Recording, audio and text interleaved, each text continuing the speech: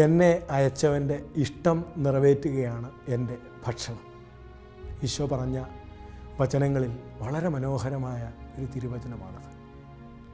നമ്മൾ നോമ്പിൻ്റെ ദിനങ്ങളിലാണ്. നമ്മുടെ ജീവിതത്തിൻ്റെ ആത്യന്തിക ലക്ഷ്യം എൻ്റെ കർത്താവിൻ്റെ ഇഷ്ടം എൻ്റെ ജീവിതത്തിൽ നിറവേറ്റുക എന്നതാണോ? അതോ എൻ്റെ ഇഷ്ടത്തിനൊത്ത് എൻ്റെ കർത്താവ് എൻ്റെ ജീവിതത്തെ നയിക്കണം എന്നതാണോ നമ്മുടെ പിടിവാശി? പരിശുദ്ധ മറിയത്തിൻ്റെ ജീവിതത്തിൽ നമ്മൾ തുടക്കത്തിൽ തന്നെ കണ്ടുമുട്ടുന്നത് ഈ ജീവിതമാണ്. ദൈവത്തിൻ്റെ ഇഷ്ടത്തിന് മുൻപിൽ മറിയം തൻ്റെ ഇഷ്ടങ്ങളെ അടിയറ വയ്ക്കുന്നു. എന്നിട്ട് മറിയം പറഞ്ഞു, അങ്ങയുടെ ഇഷ്ടം അത് മാത്രം എൻ്റെ ജീവിതത്തിൽ നിറവേറട്ടെ. ഈശോ നമ്മളെ പ്രാർത്ഥിക്കാൻ പഠിപ്പിച്ചതും അങ്ങനെയാണ്. സ്വർഗസ്ഥനായ പിതാവേ, അങ്ങയുടെ ഇഷ്ടം അത് എൻ്റെ ജീവിതത്തിൽ നിറവേറട്ടെ. പക്ഷെ നമ്മുടെ ജീവിതത്തിൽ നമ്മൾ പലപ്പോഴും നമ്മുടെ ഇഷ്ടത്തിനു വേണ്ടി വാശി പിടിക്കുന്നവരാണ്.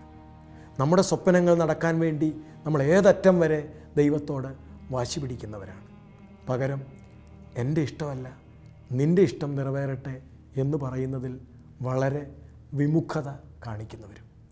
ക്രിസ്തുവിലേക്ക് വന്ന പൗലോസ് അപ്പോസ്തലനോട് കർത്താവ് പറഞ്ഞ വാക്യവും അതുതന്നെയാണ്. പൗലോസ് കരയുന്നുണ്ട്.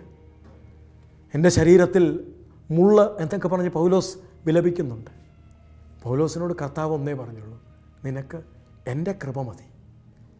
എൻ്റെ ഇഷ്ടമാണ് നിൻ്റെ ജീവിതത്തിൽ ആ മുള്ള് വെച്ചുകൊണ്ട് നടക്കുക എങ്കിൽ അതങ്ങനെ തന്നെ ആയിരിക്കട്ടെ. പൗലോസ് അതിന് ആമേൻ പറയുന്നുണ്ട്.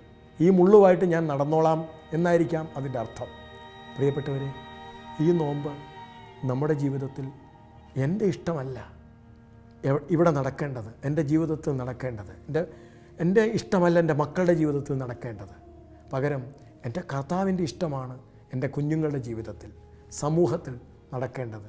അതുകൊണ്ട് കർത്താവെ, നിൻ്റെ ഇഷ്ടം പൂർണ്ണമായും നിറവേറ്റാൻ തക്കവണ്ണം ദാസനാകാനുള്ള കൃപ ഈ നോമ്പിൻ്റെ പരിത്യാഗ ദിനങ്ങളിൽ ഞങ്ങൾക്ക് തരണമേ എന്ന് നമുക്ക് ഹൃദയപൂർവ്വം പ്രാർത്ഥിക്കാം.